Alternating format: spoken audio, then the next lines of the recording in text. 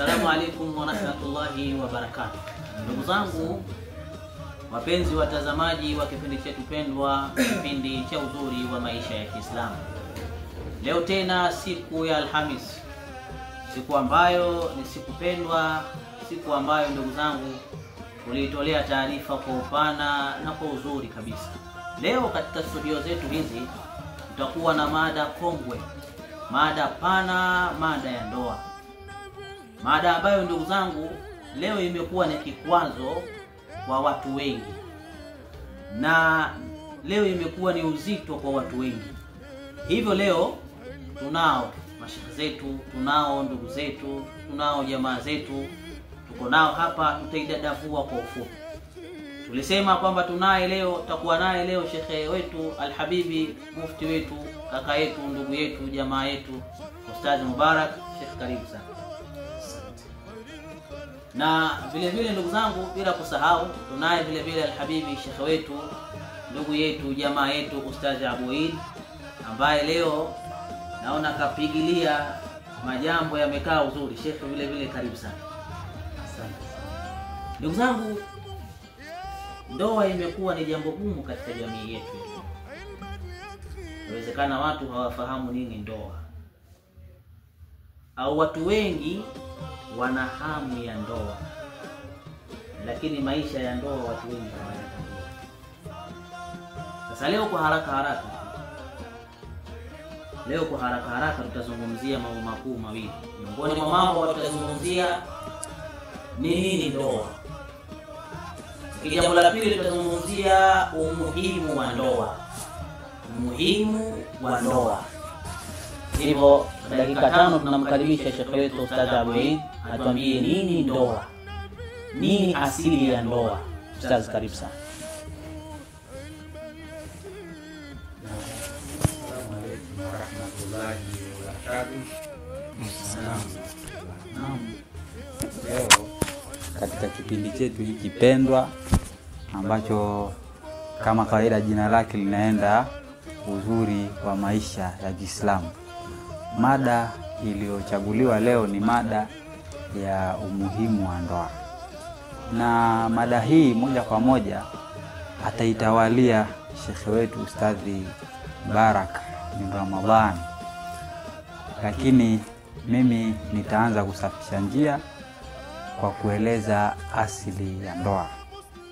Mada muhimu sana, umuhimu wa ndoa, lakini mimi nitaanza na asili ya ndoa. An-nikahu.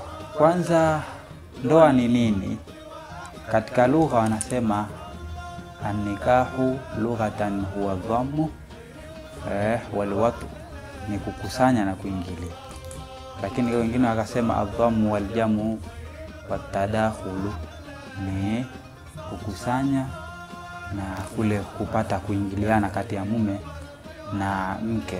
Kwa maana pale mwanaume tu akiwa anaishi na mwanamke na kuingiliana, hiyo inaitwa katika lugha ni ndoa. Lakini ndoa hii si ndoa kisheria. Ndoa kisheria ni aqdun yatadhammanu ibahata wat'i bilafdhi nikahi au tazwiji au tarjamatihi.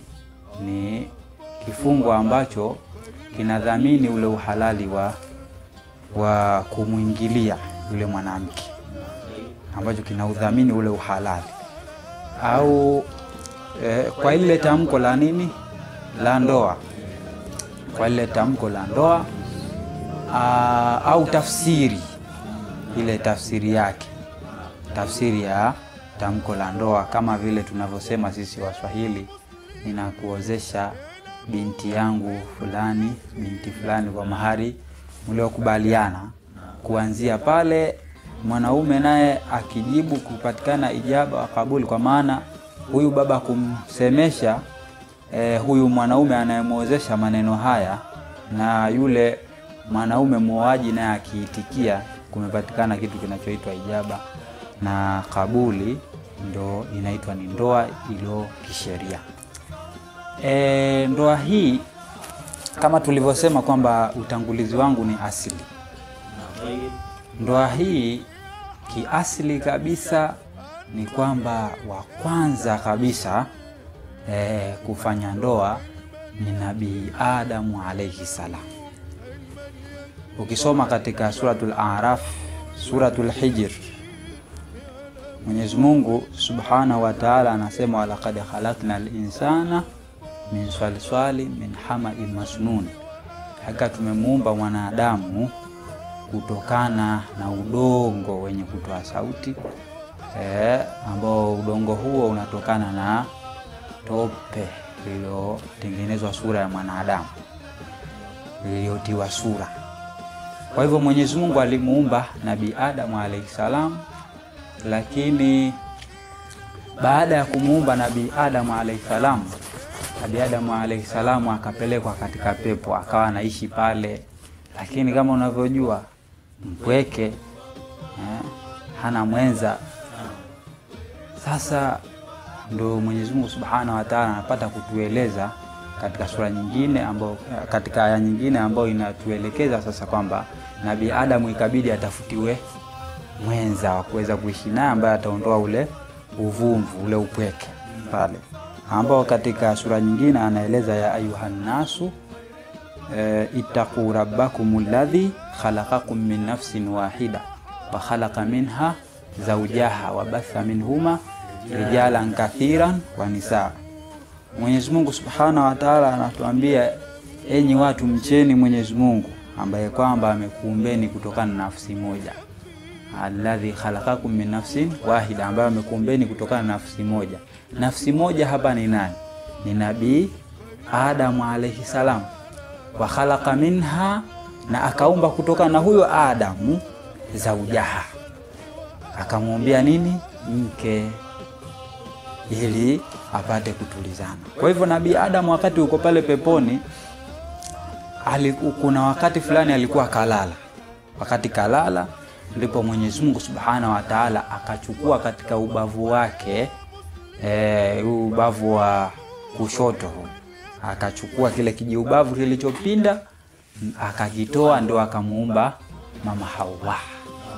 Kwa ufupi tu ni kwamba wakati sasa kashamuumba Nabii Adamu, alipozinduka akaona mwanamke mzuri mashallah, kama unavyojua mwanaume ukishaona mtoto mzuri kidogo mambo yanakuwa sio.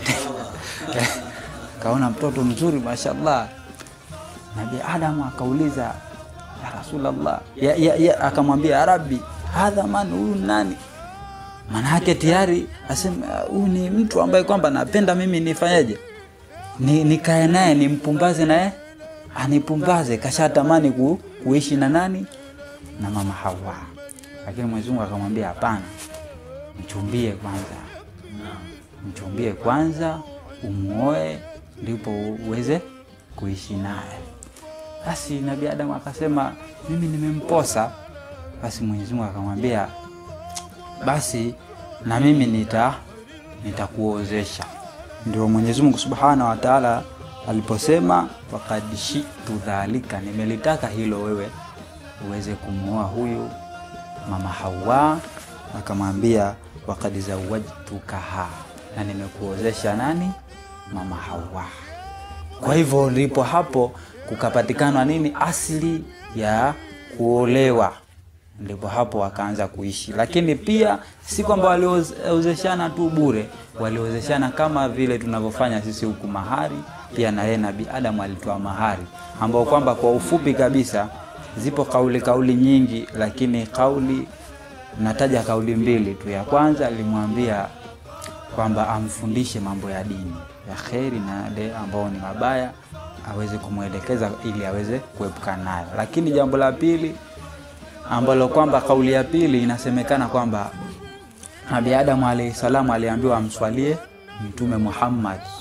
Kauli nyingine zasema aliambiwa amswalie mara 10, nyingine zilisema amswalie mara 70, nyingine mara 100, lakini alhasili mahari yake ilikuwa ni kumswalia kipenzi chetu Mtume Muhammad sallallahu alaihi wasallam. Kwa hivyo tunaona asili ya mwanadamu nini? Ni ndoa, kwa sababu hii ndoa asili yake ni Nabii Adamu alayhi salam. Kwa hivyo ili uwe katika mazingira ya kuishi kibinadamu ni lazima ufanyeje? Uoe. haya ndio mazingira ya kimwanadamu, lakini mazingira mengine ndio hayo ya kutokuwa. Kwa hivyo tutaona umuhimu hapa wa ndoa kama atakavyoelekeza Sheikh. Naam, kwa hiyo wazangu wapenzi watazamaji, nadhani tumestafidi na tumepata faida kubwa sana. Leo watu hawafahamu asili ya ndoa, lakini ndoa asili yake kumbe wa kwanza kuisimamia mwenyewe Allah Subhanahu wa Ta'ala. Naam. Sheikh anadadavua mambo mengi, mahali, tumba, yatakuja mbele inshallah na Mwenyezi Mungu Subhanahu wa Ta'ala kuwafikishe kwa namna moja ama nyingine, huenda tukadadavua hapo mbele. Ndugu zangu, kwa sasa tunaangazia umuhimu wa ndoa, na hili atalitawalia Sheikh wetu Sheikh Mubarak bin Ramadhan. Yeye atatueleza ule umuhimu wa ndoa. Yawezekana leo watu wasifahamu, kama vile Sheikh ulivyoeleza, Adam aliona yuko mpweke. Leo yaonekana kwamba watu nasema mimi naishi single, niko single bwana. Niko single. Inaonekana jambo la kawaida na inaonekana ni mambo yaliyozoeleka na inaonekana ni sehemu ya fashion ya maisha. Lakini leo tutaona ule umuhimu wa ndoa. Kwa hivyo tunakukaribisha Sheikh wetu, karibu katika jambo hili kubwa uweze kulitawalia. Naam, assalamu alaykum wa rahmatullahi wa barakatuh. Wa alaykum salaam. Alhamdulillah wa kafa. Salatu wassalamu ala al-Mustafa wa alihi wa ashabihi ulil wafa. Rabbi ishrah li sadri wa yassir li amri wahlul 'uqdatan min lisani yafqahu qawli. Qala Allahu ta'ala: fankihu ma taba lakum minan nisa'i mathna wa thulatha wa ruba'a fa in khiftum alla ta'dilu fawahida al-aya. Thumma as-salatu was-salam ala rasulina al-qa'il: ya ma'shara ash-shabab man istata'a minkum al-ba'at falyatazawwaj fa innahu aghaddu lil-basar wa ahsanu lilfarj. Alhadith. Zangu ima baada ya kumshukuru Allah tabarakahu wa taala na kumtakia rehma na amani mtukufu wa daraja ya bwana mtume Muhammad, leo nimefurahi sana kualikwa kwenye kipindi hiki. Hakika ni furaha na ni faraja, na tuna kila aina na haki ya kuweza kufurahi, sababu mtume ametuambia idha sarratka hasanatka wa sa'atka sayi'atuka fa anta mu'min. Kwa hiyo ngalau tukifurahia mambo mema, basi tunaonyesha ile ishara ya uumini, na huenda Allah akatujalia katika waumini. Allah atuweke katika kundi hilo.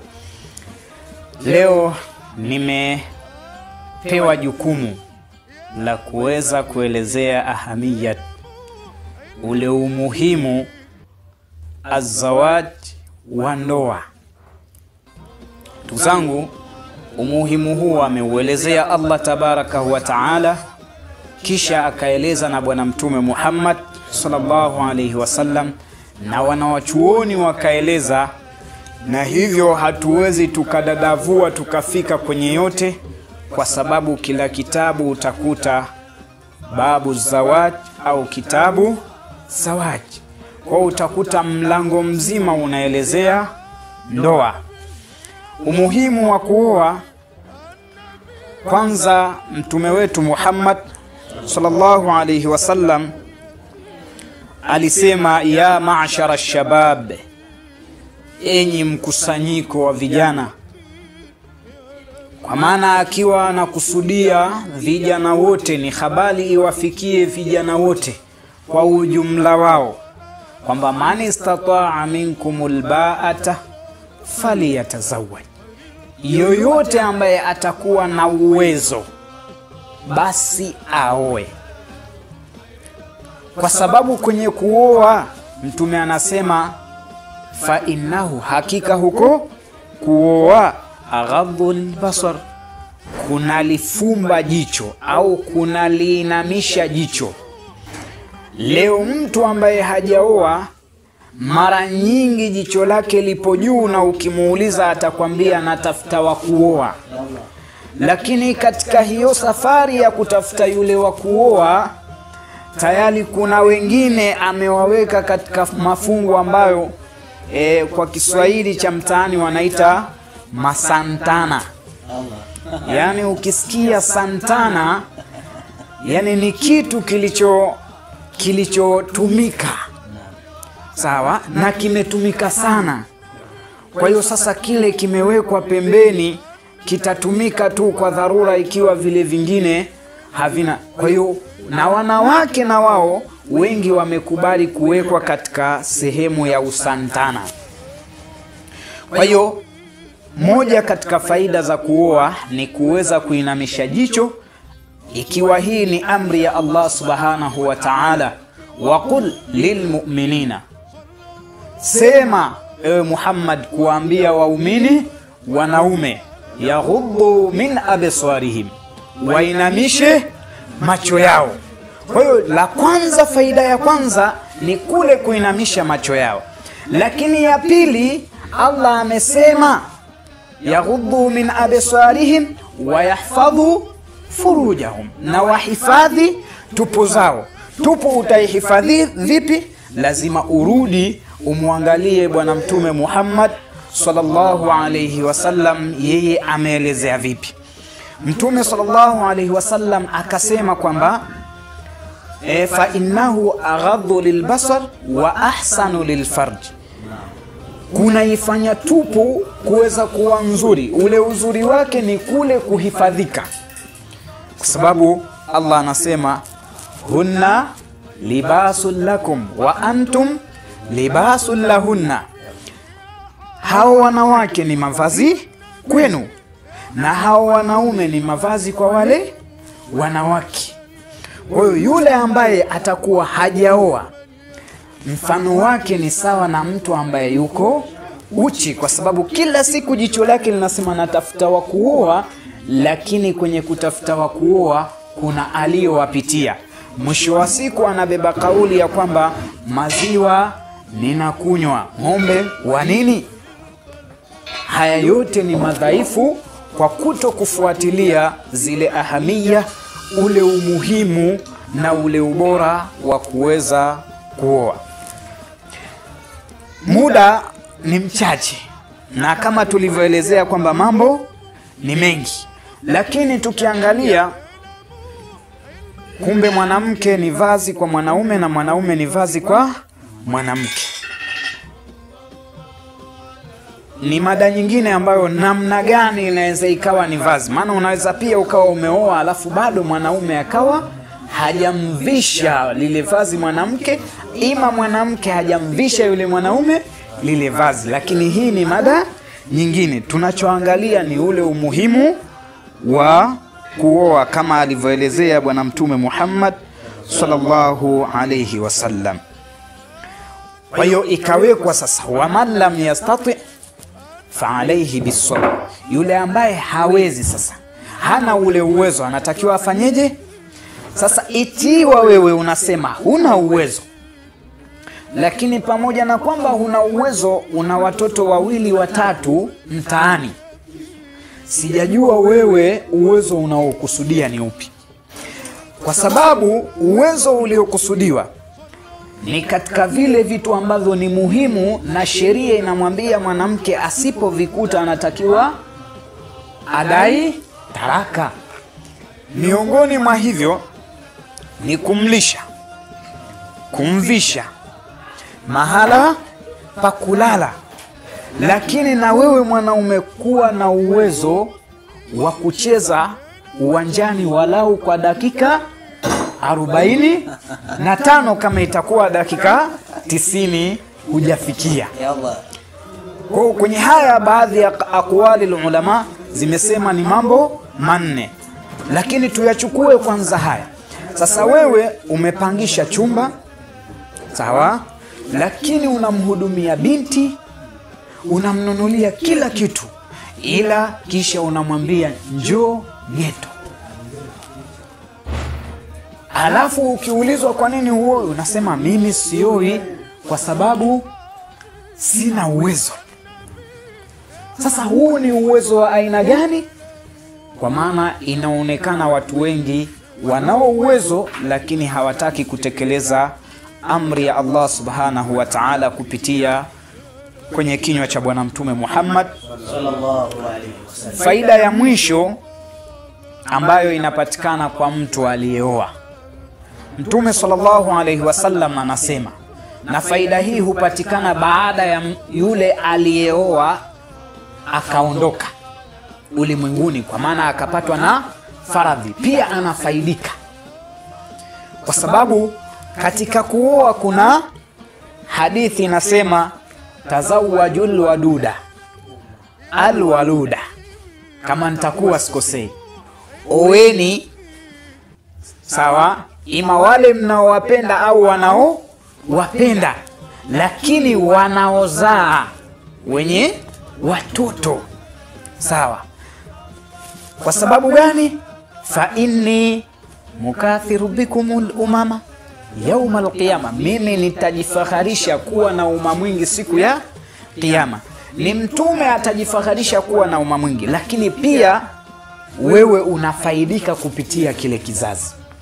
Mtume sallallahu alaihi wasallam anasema, idha mata binu adama inqata amalu illa min thalathi au illa min thalatha, kwamba atakapokufa mwanadamu zimekatika amali zake alizokuwa anazifanya mwenyewe, illa min thalath, isipokuwa amali za aina tatu zitakuwa zinamuingizia baada ya kufa kwake. Miongoni mwa hizo amali tatu ni awaladun salih yad'u la, mtoto mwema anayemuombea dua. Japokuwa katika hili imedadavuliwa ikaja kwamba hawakusema awidhinu salih, kwamba mtume hakusema awidhinu salih yad'u la, amesema awaladun salih yad'u la. Walad ni kila mtoto, wanasema wenyewe kwamba walad ni mutlaq, mtoto wa aina ndio maana tunaona mtume ametuamrisha kwamba mkipita kwenye makaburi someni Ikhlasi 11 kisha wafikishieni watu wa makaburi yale na nyie mtapata. Sasa ukiangalia na wale wanaosema wa alaysa lil insani illa ma saa, kwa hiyo hapo tunapata pia kwamba awaladun salih. Lakini kwa nini mimi nizungumzie hivyo? Kwa sababu bwana mtume Muhammad amesema katika dua ambazo hazirudishwi ni dua ya mtoto kwa mzazi wake. Wale wengine wanaweza wakaomba dua malipo wakapata wenyewe kulingana na hali yako uliojiweka ulimwenguni, hukujishughulisha na ibada, hukuwa na mpango wote na ibada. Allah anaona huyu hakuyataka, mbona mnamlazimisha? Lakini dua ya mtoto kwa mzazi wake ambaye ndiye aliyemzaa, laisa bainaha wa baina Allahi hijaban, hakuna kati ya Mungu na yule baina ya yule muombaji wa baina Allah, na kati ya nani? Ya Allah, hakuna pazia, ni moja kwa moja. Kwa hiyo tunaona pia kuna faida ambazo zinapatikana baada ya kufa kwetu.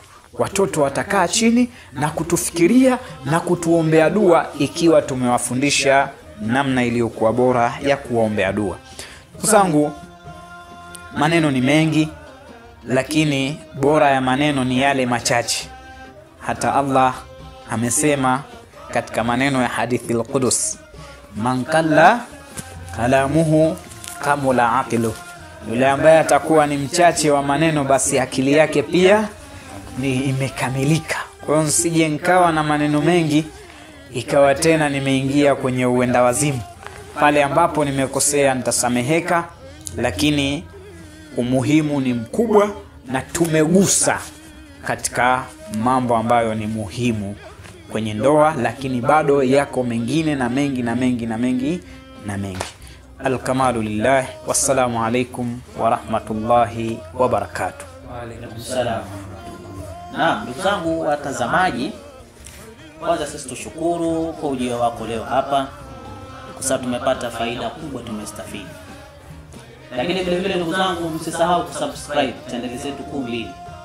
Patikana moja kwa moja katika vipindi vyake. Kipindi chetu hichi kitapatikana katika chaneli kuu mbili, Shamsul Huda TV pamoja na TV yetu pendwa Abu Idi Fundi. Shekhe, sisi tumestafidi. Lakini ukiondoka hivi hivi bila kukuuliza walau swali moja, itakuwa tumefanya dhulma kubwa sana.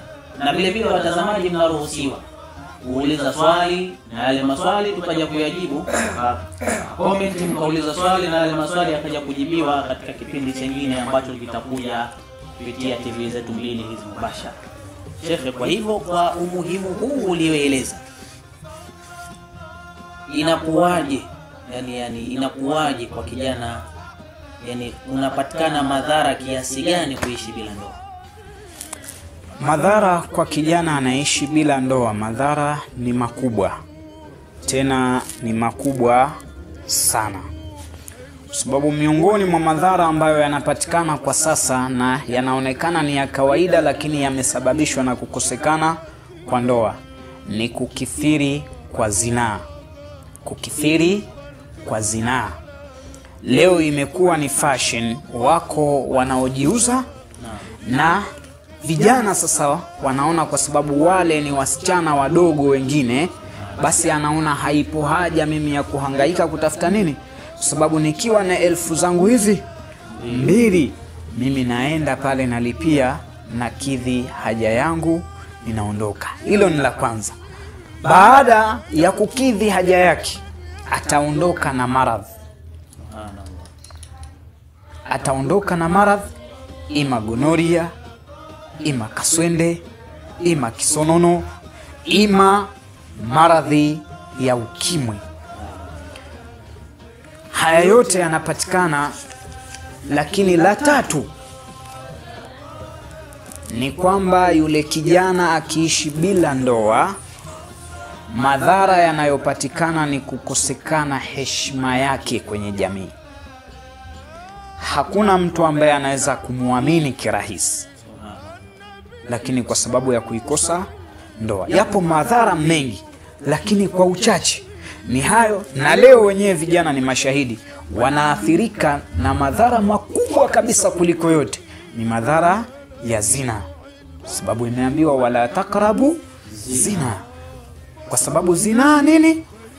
Madhara yake zina, azina yurithul faqra. Wanapata shida kutafuta, kisha wanawapelekea watu ambao si halali yao, wananunua moto kupitia zile fedha ambazo wao wamezichuma. Na ndugu zangu, mimi ni washukuru, shukrani sana, na tunamshukuru sana shekhe wetu leo kufika katika kipindi chetu hiki pendwa. Ndugu zangu, bila kupoteza muda,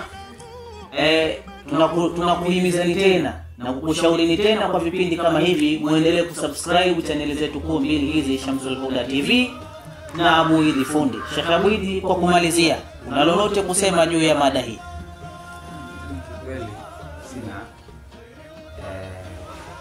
japo tu tumshukuru Sheikh wetu Sheikh Mbaraka kwa mada nzuri hii aliyotuonyesha umuhimu wa kuoa. Ametaja pia katika umuhimu pia ukioa utapata mtoto ambaye kwamba mtoto wako ile atakuombea dua, na dua yake ile itakuwa haina pazia moja kwa moja inanyanyuka. Lakini pia usipooa pia unaweza ukapata madhara aliyotaja, ni kama vile ukimwingilia yule mwanamke ambaye kwamba si halali yako, kwanza utapata maradhi akaswende na mengineyo, lakini pia unapata dhambi kwa kitendo kile. Tumshukuru sana wetu, Allah azidi kumzidishia. Naam, ndugu zangu, nikukaribisheni tena katika kipindi chetu, muendelezo wa mada zetu hizi katika kipindi cha maisha, uzuri wa maisha ya Kiislamu, kinachorushwa kila baada ya Alhamis baada ya Maghrib. Kitakuwa kikitembea hewani katika channel zetu hizi mbili. Hatuna la ziada, ila liqa. Assalamu alaikum wa rahmatullahi wa barakatuh.